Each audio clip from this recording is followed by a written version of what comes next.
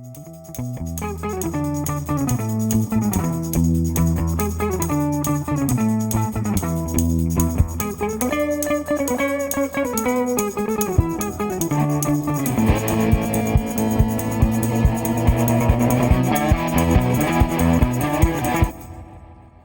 welcome back to Raw Sportscast. I'm your host, Jordan Smith. This is My Call, and today we're doing Round Table. And on Round Table, we are throwing out a topic completely off the cuff. No warning.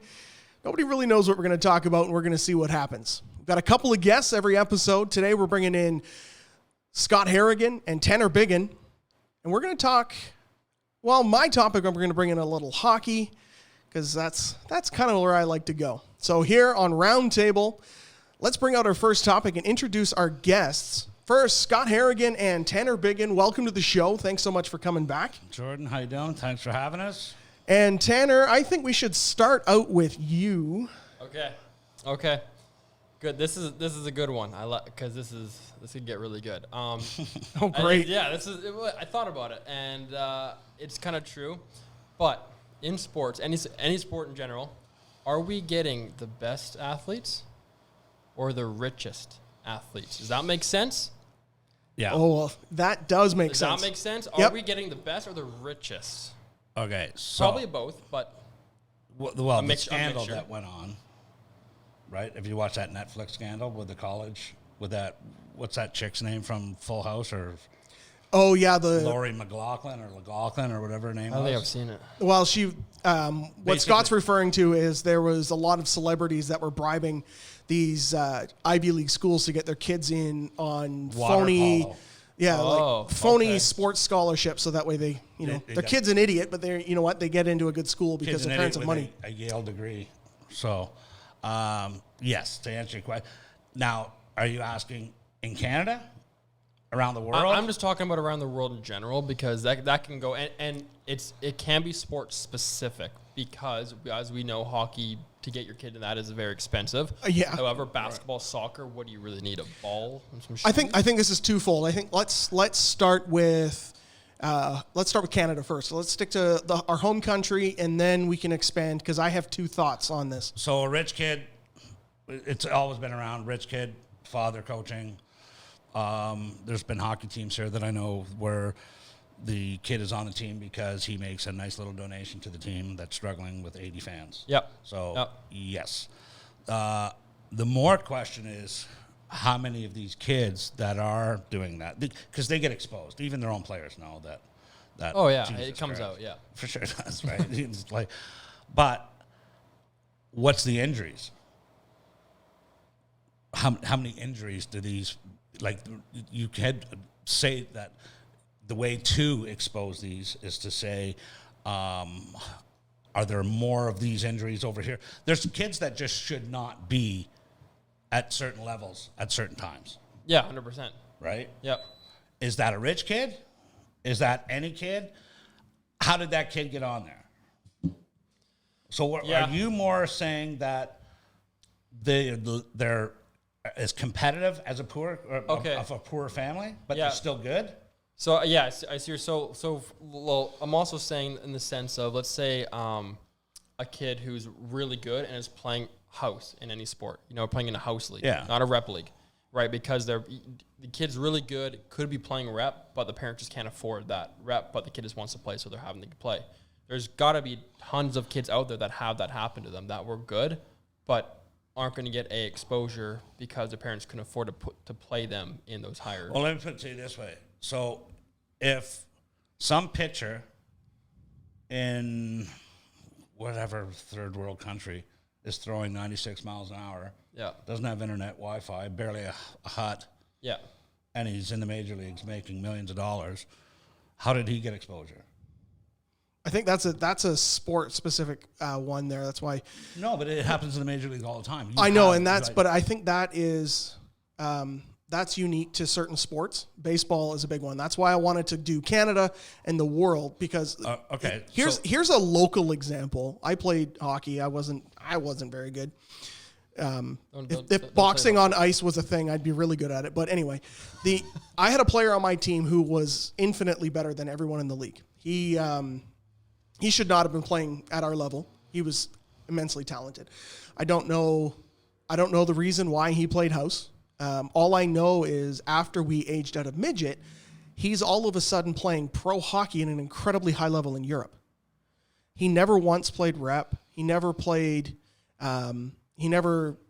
major midget wasn't a thing back then, but he never played junior B, junior A, none of that stuff. He made the jump from midget crap to pro in Europe, because I guess nobody saw him, or maybe his parents couldn't pay for rep hockey back then. I don't know, but yeah, it should always be. He definitely, if his family was loaded, making these donations like you were saying, I imagine he'd be playing a lot higher hockey because he was so good. What annoys me more than anything is that there's more opportunity for rich kids. Yes. Yeah.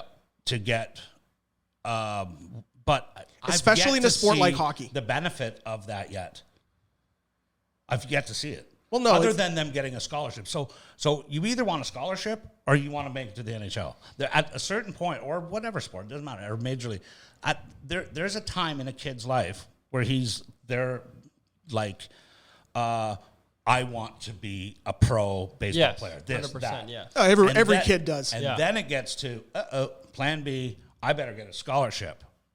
Right. So what's the opportunity now? Or you're caught in between A and B and go, geez, I still have an itch to play. Maybe I should go to this hockey academy for $44,000 a year and do that. Now, what about little Johnny, Susie, that is a really good athlete? Are they just as good as that other athlete that's going? I think you've seen that more and more, right, time and time again. How many kids don't get to play hockey because their parents can't afford the equipment? Which is bullshit. Well, that is a Canadian Tire has Canadian like a Tire jump has start. this. They're trying. Right, I get it. Yes, but I know growing up, I had friends who wanted to play hockey and they couldn't afford the gear, so they didn't play hockey. They played soccer because all you needed was a pair of boots. It's not even the gear. It's also just the fact of being on a registration, team, the registration, because they're paying for the ice time, the refs, the schedule. Like just there's so there. much behind and it's it. getting there. It's just, like, so some parents have to live way out somewhere, whatever. But there's more. It's more of an issue that this industry, as I guess you can call it now, is that people are making money out of coaching, which was once a volunteer thing, like camps and stuff like that. Sure. Camps, schools, that. Yeah. I think the only time a coach should be getting paid for hockey is if there's people paying to watch that hockey. There's some good hockey schools and stuff out there. That's different. That's different. But it's what happens is that now anybody that's ever coached at a certain level, like to me, they put a lot of emphasis on junior B. Junior B really is midget. It's not. It's sorry if I offended it. But it's not. Sorry. No, it is. That's a whole other topic. But yes, I agree. That big of a deal. Yes. So, what makes you think you can run a hockey school? Yeah. You can't or don't right. or enough.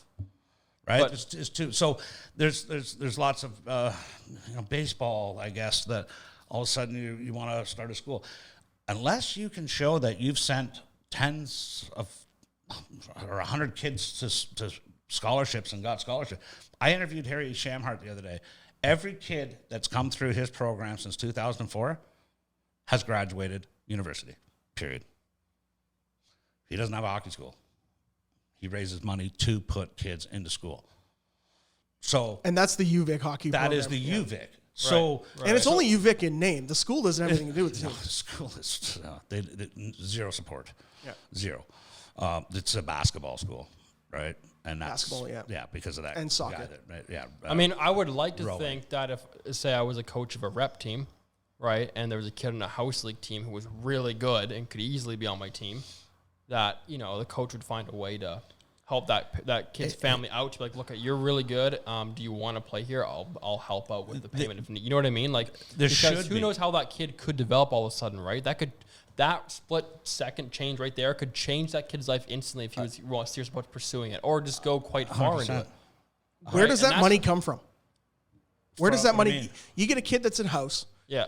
He scrounged together second-hand gear He was able to scrape together enough pennies to pay his registration, but he's really good. Now you got a rep coach saying, I want to come. The rep fees and the cost of being a team is infinitely more than playing on a house league where you're only playing on one rink. Where does that money come from? Maybe the coach, I don't know. Maybe a lot of coaches. That's the problem. That's the crux of this argument. Me, I got to be honest, had quite their parent. I was buddies with them, and their parents had good paying jobs. I got to be honest. I probably could have afforded to help out a kid and say, hey, look, your parents can pay half. I'll pay the rest of the registration fee, and we'll make you play. And I'm saying that just to being a good person. Like, I don't know where sports in general got off track. Where's the house league games anymore? Where's house league? Where are they at? It's just for fun. Just go play. What happened to going down and right across the street at Wannafuka and just putting 10 aside, 5 aside, and going playing soccer or something or whatever, or just having I mean, the house leagues if are still. It is money. They're still like that. Where? I don't see it. Are you talking about like a drop-in session or like not drop-in. Drop-ins were fun too. Like an actual minor hockey. They've got their house is still around. They still have house hockey? Yep. So what level? Up to midget. And then they've got men's leagues. Yeah, and then after that just men's league, right? So how many people in house are playing house hockey that are better than these all-star travel teams, but the parents can't afford to go on those teams? We don't know. Oh, that's the thing. That's what I'm saying. So where's this, like, why the separation? Why not let these kids play? Like, why is it But that's the thing, too, because the tryout fees, too, are different. Of course, it's trying out for rep is actually going to cost you more. And if your kid doesn't make it and drops to house, you paid all that. I think it's because of all these camps and schools and all this other nonsense that has started up. So this guy has this own rep team. Okay, so that brings up a good point. Yes, I think that maybe during tryout season, that it should just be if your kid wants, if they're able to keep up and okay with all the contact and with the better players and want to try out for rep, they can. There's no more fee. The fee's the same across the board. So a rep team, they take away the however many hundreds of dollar camp fee to try out for this team, and anybody comes in. Now all of a sudden you've got 300 kids that wants to go to one camp. You don't have the ice for that. Find a way. Find a way, right? I remember going to camps and doing junior B tryouts, stuff like that, where like your first ice session would be at like 7 a.m. Yeah. And then you'd go to Dryland, or you'd have a game later that day too against another team that would all be trying out, same players, and it would go to like 9 or 10 at night, like absolutely at one rink or a rink with 2 rinks in it. Like absolutely. It's there, it is there. But then again, obviously they're going to upcharge you tons for that. Yeah, it's really getting sad how it's just so money. Because everything's getting more expensive these days. So I guess, but right, upkeep of ice and everything, upkeep of a field, the upkeep of whatever equipment. Think about it, even equipment these days. My most expensive skates when I was playing hockey were like the most expensive were like $600. I was like, oh my gosh! And now they're well over $1,000 now for the most expensive pair or whatever. So you're telling me that if I gave you a pair of my skates from the '80s, that you wouldn't be able to skate in them? Oh no, I'm saying I'm more than well could. I'm just getting to the point of like cost of everything. Okay. So again, another ridiculous thing. If equipment is gone, if do you golf? Yeah. Oh yeah. Okay. Love golf. What's your clubs? TaylorMades. Right. Yeah. How much? Exactly. How much did I pay? Yeah. I paid $2,000. No. What? I paid $700. Okay. I knew they were a last year's model, and I knew a guy who worked at the. If you went to a garage sale an hour before your game on Saturday, and bought a set of clubs from some old man from whatever, do you think you would still shoot what you can shoot? No. Get out of here. I wouldn't. Bullshit. No, only because you get used to what you're using. Bullshit. You get used to what you're using. I couldn't use any random curve. It's in your head. I know. I've tried. All of a sudden you're going to drive like 300 yards with it's your not going to be TaylorMades? Dramatically different. No, of course it's not going to be dramatic. There's going to be a bit of a. It's definitely going to be a bit different. You. Yes. Right. It's going to be all nonsense. The same thing's in hockey. So you got equipment is another big stumbling block. Now, is it quality of the gear that's the problem, or is it marketing? Gear does help. Gear does help. In the sticks, the sticks have made a huge difference in hockey in the last 20 years. The quality of sticks have made a big difference. They also break. Oh, that's true. But all the time and cause up. And again, that's a cost thing. Right. If you're playing hockey and you're using these $300 sticks, you're going to go through more than one a year. I used a wood stick. So now, granted, I usually didn't hit the puck with it. I hit people with it. But that was the difference in hockey. You were in the wrong game. So you get these $300 sticks. Not every kid can afford that. Oh. They're buying sticks from Canadian Tire. That's the other. That's it, right? You don't need that. No. Or is that it? You need that's the marketing. That's they market it saying you do. Right. Now these skates, you're paying $1,000 for skates. What if the skates that you buy at Canadian Tire for $150? What's the difference? Weight. Sure. Yeah. Okay. Weight. Fit. This. That. Whatever. Comfort. But okay. So, is every kid in house league fitted out and geared out with the same stuff Buddy is in rep? No. And he's skating circles around. Yeah. It's all about if you've taken your edges, you're this. Like, people used to skate with 2 pieces of blade and put them on a boot. Right. Hello. Oh yeah. Right. Like it happens. So I think a lot of it is spoiled. I think a lot of it is fashion. I think a lot of it is 100%. Whatever. So the big debate is: could a player, a Wayne Gretzky, play in today's game? Like, could he do what he did? That's a topic for another one. No, it is. But in a short version, we're talking about his sticks. If you transplant Wayne Gretzky from the 80s to now, he's nowhere near as good as he was. The game's changed too much. Out of your mind. No, the game's changed too much. Out of your mind. You get somebody like Ovechkin who just train wrecks him in the corner, he's done. Yeah. He they didn't have Stan Jonathans back then? They didn't have... He had a team of goons protecting him. He had 1 or 2 guys, if that. Yeah. But every team had goons. Yeah, those don't exist now. So you can't hit what you can't catch. No, seriously. I mean, this man didn't have all these graphite sticks and this and that and whatever. And let's not just name him. How many? Let me all of these guys. Yager. It would be interesting. It would be. I would say it would be interesting. I'll tell you what. I'd say it'd be interesting. You might even remember this. Cliff Ronning. You guys at the Cougars did a alumni against the Canucks. Yep. About 4 years ago. Yep. And you were up like 8-1 at one point, until Cliff Ronning goes, "Fuck this." And he made you guys look like your ants and pylons. He turned it on. Now, pretty sure. And he's, 50-something? If not older? Easy. It might. Older? I'm probably older. But Young guy. But yes, he did. Those aren't brand new skates. I'm sure that's the skates from back in the day. Yep. The sticks and all. I didn't look at a stick, but that's just pure. Like, this man is 30 years older than these kids, and when he wanted to turn it on, look at any ex-NHLer you've ever seen, or any ex-pro, right? Except for they seem to get fatter, like, whatever. But you got it. So I don't know if it's gear, right? I'm not even. Let's bring it back to the original comment. Yeah, we can even just kind of bring it to. Does it need to be? Do you need money to be successful in sports? Unfortunately, you do. Yeah. And that's where I'm saying that I don't think that these NHLers or MLB players that we're watching, some of them, they're obviously, don't get me wrong, are very good players. Without a doubt, they've had to prove themselves at a certain point. They do have to prove themselves. But at the end of the day, how many players are we missing out on that we could have been just incredible? I think there's a lot money-wise, right? I think there's a lot of players who are going to miss the bus because they just can't afford to go to that next level. 100%. So. All right, let's move on to the next topic. Scott, you want to go or you want me to jump in? I don't know if it's so much. Yeah, I guess it is topic. I was at an event recently at a soccer game, and first time in a long time, COVID and everything else, and the national anthem was starting, and I was shocked at the amount of people who wouldn't take their hat off. Absolutely gobsmacked, pissed off.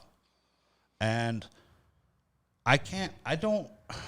this just didn't happen in 2 years. Have you noticed, or does it bother you, or do you take your hat off at the national anthem? I gotta be honest. That's clearly I don't know. I'm trying to think. The last time I went to a game, did I wear a hat or not? I usually don't. I gotta be honest. I don't wear hats often, but just because I'm at work, so I'm wearing a hat now. But when I go to a game, I usually don't have a hat on. So I'm trying to think that I don't. When was the last time I went to a game and I wore a hat? So this is an interesting topic because I would, but yes. Would you take your hat off? Yeah. I take my hat. I personally take my hat off every time I hear the national anthem. 100%. But for me, don't think the national anthem should be played before every game. It's a topic I've wrestled with it for a long time, and I've called a lot of hockey games, and they play the national anthem before every game, and sometimes you get somebody singing it, sometimes it's a recording. You go to Europe, and a lot of the times they're not playing an anthem unless there's a championship being handed out. The Olympics, they only play the anthem for the winner, the gold medal winner. But Europe, they're allowed to drink in the stands, so there you go. Well, so obviously they're leaps ahead of us, but when the anthem is played, you need to show respect to it. You need to take off your hat. You need to shut the hell up. You need to listen to the anthem. But on the same topic, I don't think it needs to be played before every single game. Okay, so Scott, you recently went to a game and you were shocked how many people did everyone stand? That was able to. Yes. So I was in the standing room only section. Okay. Over by the beer thing. Right. And that makes sense. I know. We just got there. So, but I don't know if everyone stood, but I tell you what I noticed. The two things I noticed is, one, they didn't stop for the entirety of the national anthem, and the people didn't take their hats off. What do you mean didn't stop? Are you talking the people that are like standing in line at the concession, or are you talking people in the trying stands? to either have got their drink and they're going back to their seat? If the national anthem starts playing, stop. Take your hat off. Okay, stop. So what it probably is, and I get it. It's your country, and just to respect that, and I understand that. But I think it's happened so much that people at this point, it's like a buzzing in your ear that you kind of ignore after a while. It's like why is it such a hassle just to stop and take your hat? No, is it people or the young people? When does this start? Like, we're much different in age. Yeah. Were you not taught? Way different. Were you not taught to take your hat off?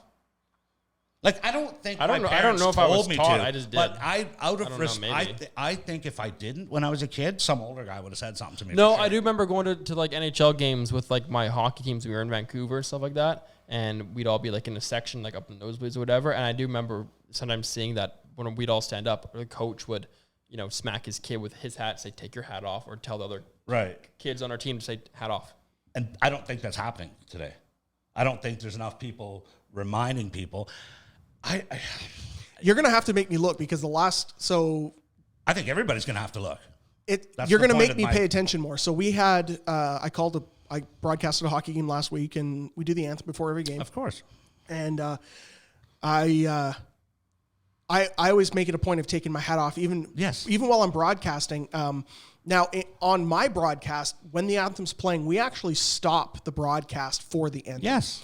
Everything should stop. There's a lot of teams that don't. Like, if you look at the pro level, 9 times out of 10, if you're watching an NHL game on TV, you don't even really get to see the anthem all the time. A lot of times they're cutting away for commercials, or they're doing interviews. Yeah. They do show it on occasion, but it's not every game. But they also show the player taking his helmet off. Yeah, and every that should be player a hint does. right there. Okay, but if you're watching a game on TV, are you standing up in your living room taking your hat off? So that's a good. Okay. Are you doing that? No, well, you're on your phone. I'm going to answer it honestly. No. I'm going to answer it honestly. So when my Leafs are playing, and it's say against Montreal, okay, who I fucking despise. Okay. I won't stand for their national anthem, but I'll stand for the Leafs. And if the Leafs win, I'll stand every game after that. If they lose, then I'll walk around the RV a bit. So you've added a layer of superstition to the anthem thing. Yeah, that's what it sounds like, yeah. No. But I would never, ever, ever in public. This is just me at home doing my thing, right? This is just me trying to throw as much bad juju on the Habs as I possibly can. From my little spot. That's fair. Okay, here, I'm going to ask you a question on this. So you've got, is it a soccer / football thing? Because I know in Europe, they don't play the anthem before every game. I've been to Premiership games. They don't play the anthem. I feared for my life. I got really drunk. I think a game was played. We went home. I think a game was played. No, they chant, which is something that if you are going to replace it, or, you look at the Celtics and they sing that Walk On, and that is just pure electric to hear that. I mean, that is whatever 100,000 people or so whatever. We need a hockey team somewhere, a pro hockey team, instead of doing the anthem, they need to do the haka. Oh, I'm no, yes, see, yes, no, no, that's the other 100%. part. No, yeah. I don't want. I want to see the haka on ice. Yes, I yes, don't want. I do. I don't want to copy. I see. That's the problem in our country sometimes, and not to get political, is that we don't stick to our little things. We're always trying to do something different or whatever. No, just we took our hat off. Like it, I honestly, and the thing is my buddy who I was with, he's a big boy, and he's like, take your hat off, right? And you gotta, just look at, they don't give a shit. Yeah. That's what was more appalling to me than anything, was just like, whatever, buddy. And it's not. And that's fair, but what about the fact? Do we need to be playing the anthem on every? So, for instance, if it's a world, what does if it's it like bother? but hang on, if it's World Juniors or like the Olympics and it's a nation versus another nation, right? Then okay, but if it's like the Canucks versus tell Florida, and you have mixtures of players of states and. Are you gonna European players? European players, and they don't even. You got to be honest. Obviously they're respecting the fact they're in that country, fair, but it's not even their anthem. Have you ever played with an anthem? Yeah. Yes. Wasn't it thrilling? No, not really. You're kidding, right? It's for me. The anthem. When we were standing up for the anthem, I wasn't listening to the anthem. I was in my head getting ready for that game. Of course, yeah, I was too. But it's it's almost the big time.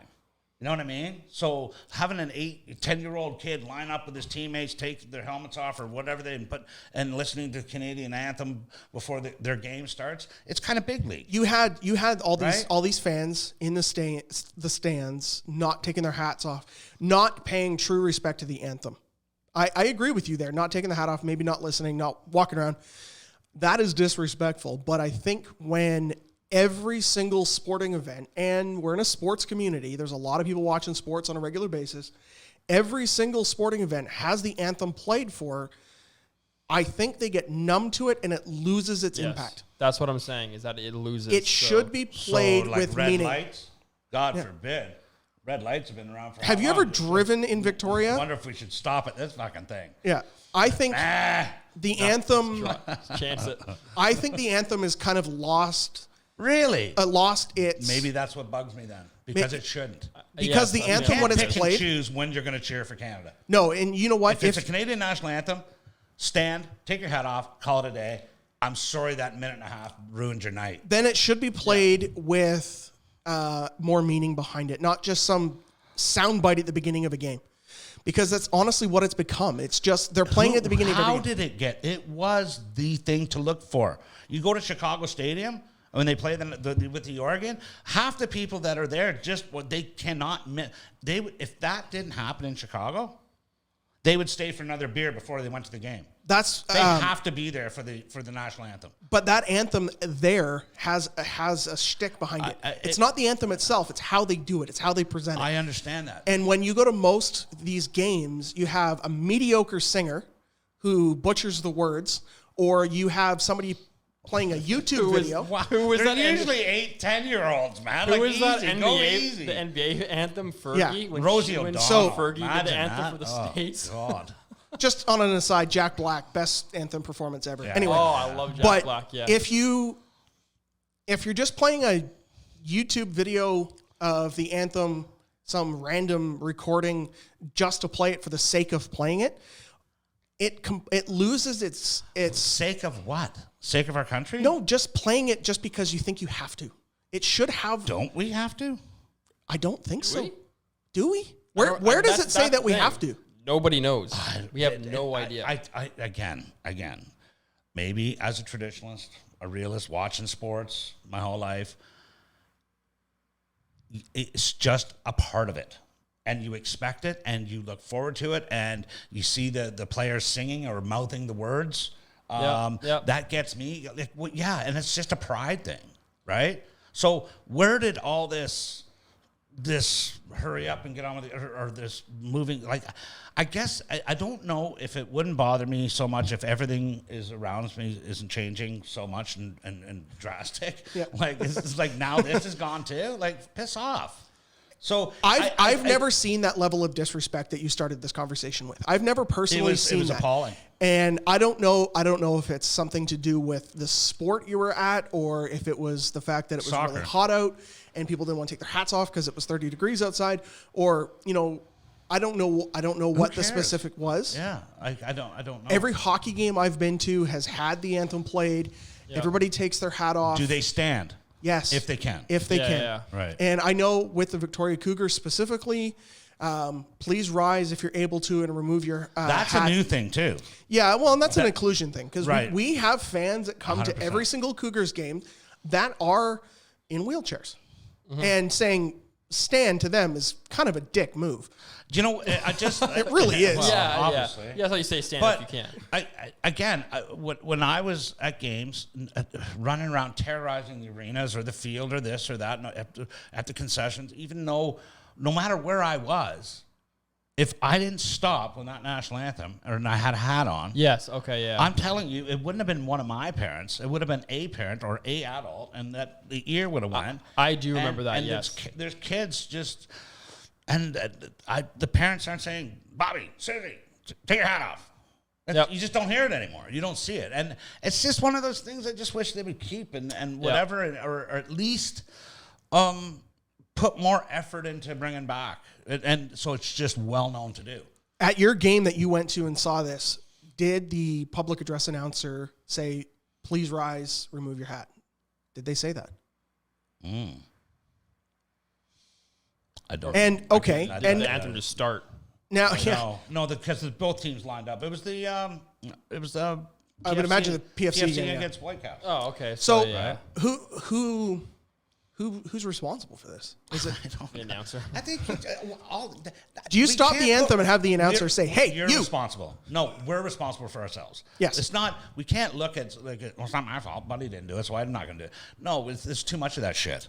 So the responsibility is on you. Stop, right? Without getting into a fight. It's my buddy who keeps going, buddy, take your hat off, man. And guilt, like he went, oh, okay. Yeah. Right? So, but it should be the first thing you do. Yes, and there's the other side of this, and I find this.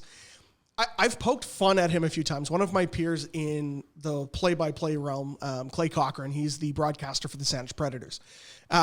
He's a high-level military officer. Yeah. I've seen him, when the anthem comes on, literally drop his headset and come to full attention every time it comes on. Yeah. Because that's what he's trained to do. That's part. Sure. That's what drop everything, turn it attention. We were doing an interview, a live interview on the broadcast, and this was a number of years ago now, and there was, I guess there was a miscommunication in the whole schedule of events for this particular game. So they started playing the anthem. It was a pre-recorded one, but they started playing it a little bit early. And we were talking, and he literally threw his headset and came to attention mid-sentence.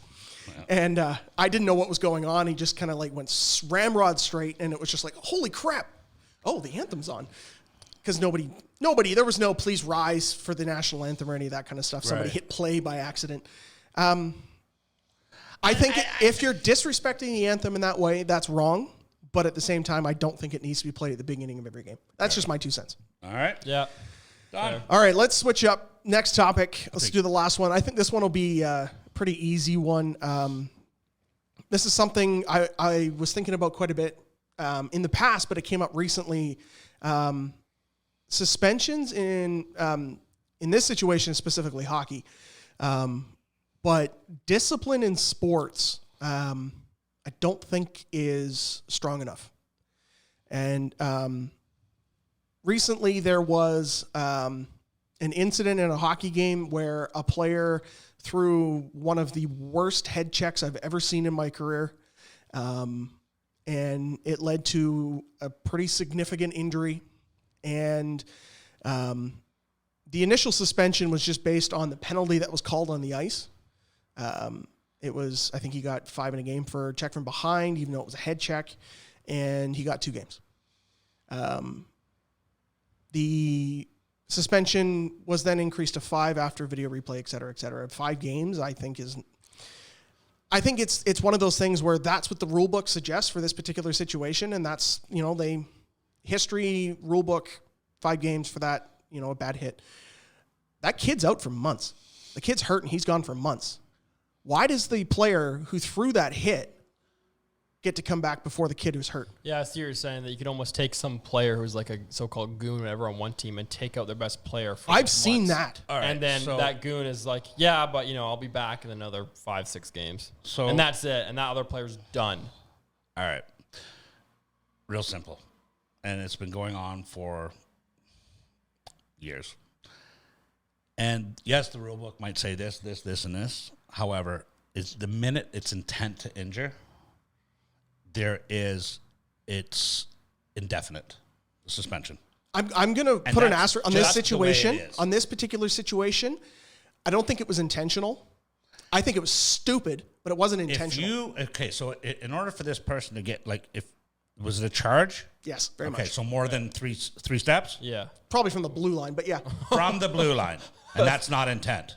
No, I think it was just a bonehead play. I don't think he didn't jump over the blue line saying, I'm going to hurt him. Is good. Even though the kid that got hit is now out until probably January. But was it intent? Do you think he meant to do more than body check that kid? Does it matter? Yes, it matters a ton.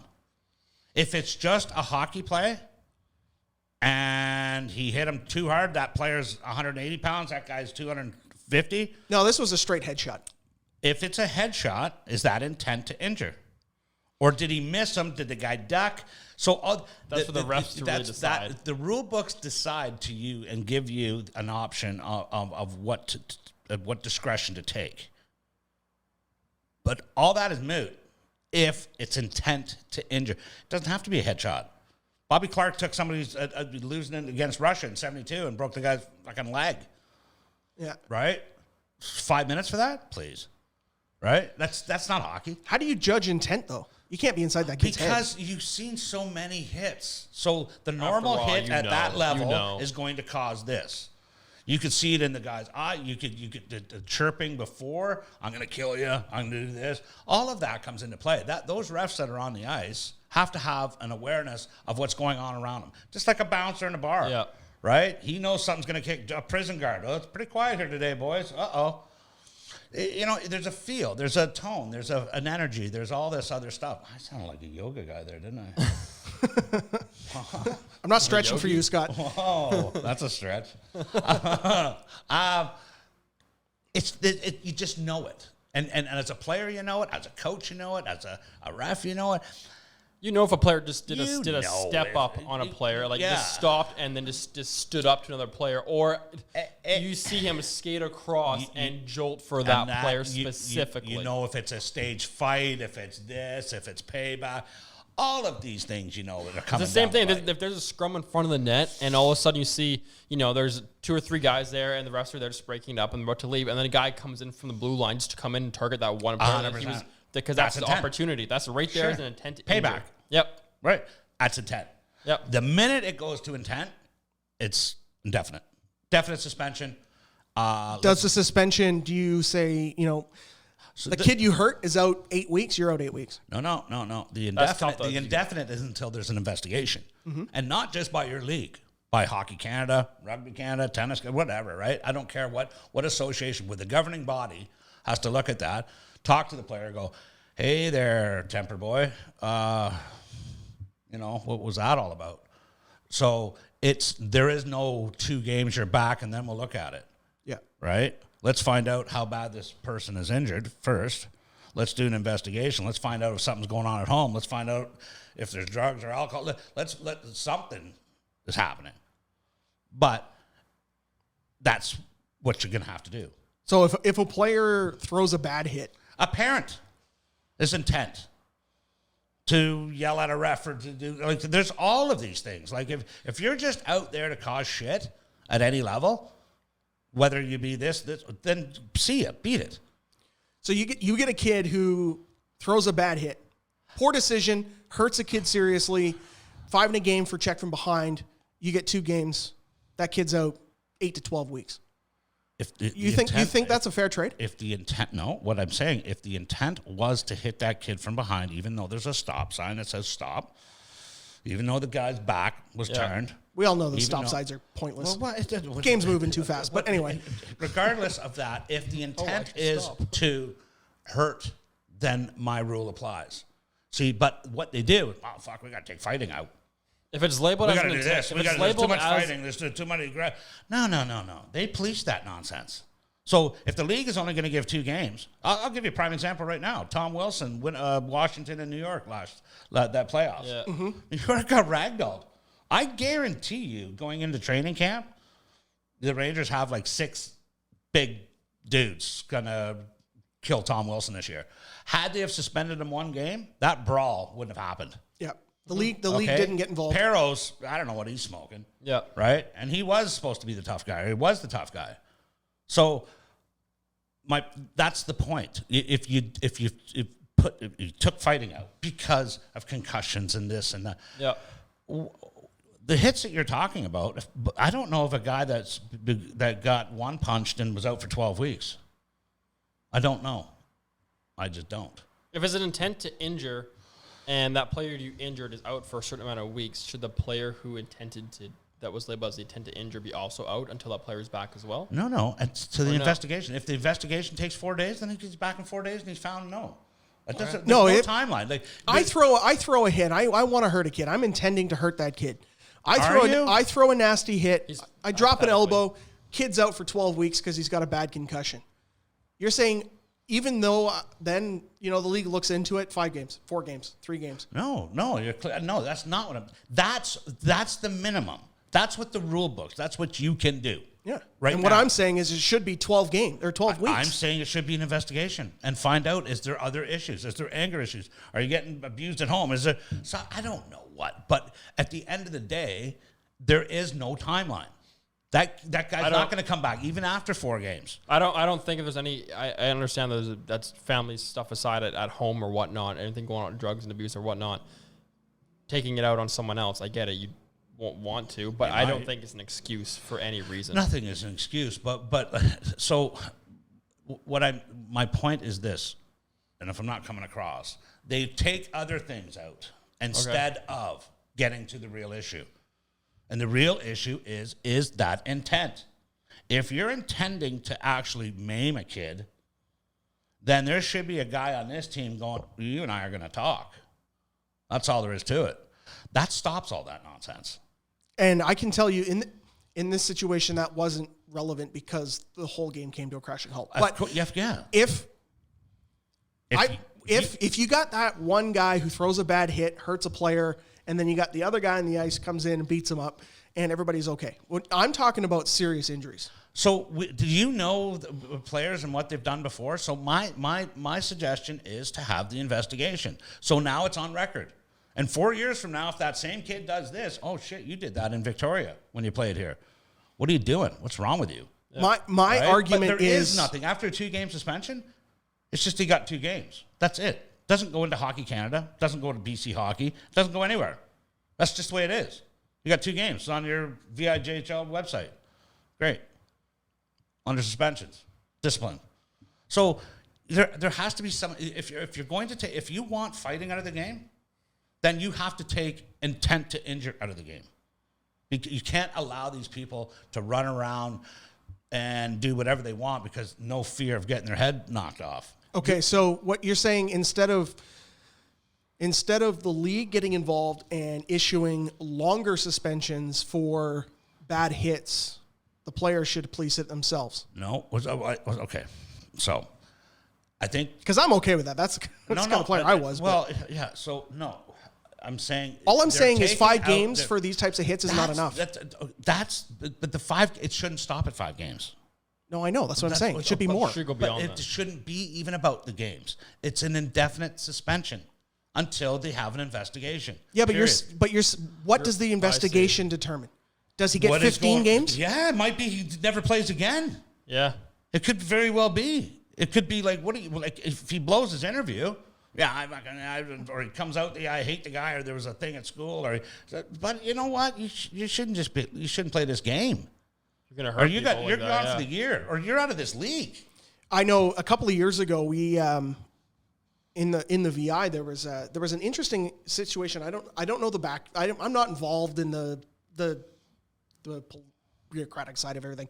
I just get an email with a suspension list. But there was a game where one player tomahawked a kid in the arm. Like, I watched the video. It was brutal. It was like use a fireman's axe, broke his arm in half. Wow. He got one game. No. Should never play again. Period. So done. And he got one game for slashing or something. There was an incident maybe it was 2 games here where a goalie broke a guy's leg. Well, so I mean, what's going on with it? Well, in the situation you're talking about, wasn't even a game. That was a practice. But so like, you shouldn't be able to play. There's governing bodies in our sports that get a lot of money, right? Yep. Let them do their jobs. So if it's a Hockey Canada, BC hockey incident, if it's something happened on the ice, something happened at the ring, anything to do with that association that you're with, these people you would hope would have the answers to say, what the hell just happened here, right? Instead of a parent going, oh, well, no, we'll work it out, or that's boys will be boys. Well, that's fine, great, but then your kid's going to have to get a punch in the face from another kid who, whatever, if fighting's at that level. So you just didn't do it. If 2 guys, tough guys, squared off. That was 2 guys, tough guys, squared off. Okay. There was a code, and the code was you don't pick on rookies, you don't pick on guys a certain age, out of your weight class, none of that. But then those little guys didn't go around trying to hit the big guys, knowing that they got dude backing them up. They had a flow. Do these governing bodies need more flexibility to impose stricter or stronger suspensions? They just have to do their job. Because just do that. It just seems like when you see an incident at any sport level, like I umpired baseball for years, and there was pitchers that were deliberately throwing the ball at a batter because the batter did something stupid. Yeah. You know what? You get that one pitch behind the batter, benches get a warning, it ends. But then if you pitch at a person's head, yeah, and then that's what happens. That's the intent. Now you just went from hitting a guy, brushing him back.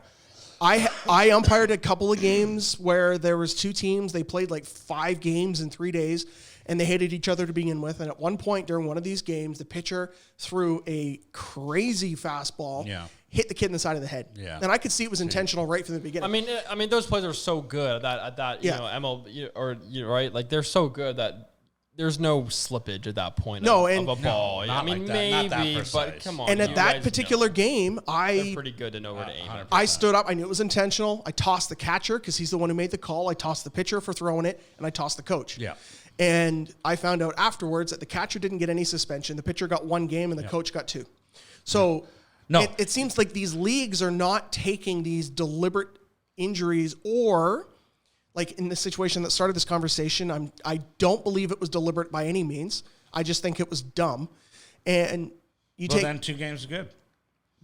If it was I don't agree with that.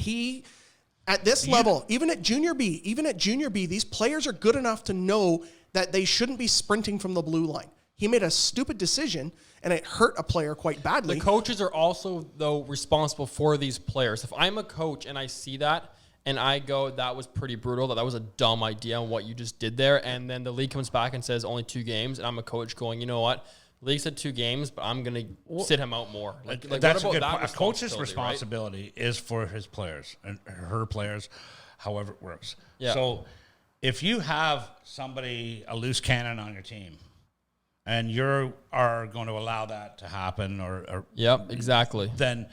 Then you get the responsibility too. But that is all part of the investigation. If it's intent, the coach gets hauled in, the manager, the GM gets called in, the assistant coach, the other player, the trainer, whatever it takes to get an answer, right? So the short answer to this is the leagues need to do more, put more effort behind these types of situations. They've tried though with Junior B. They've tried that by giving them all cages.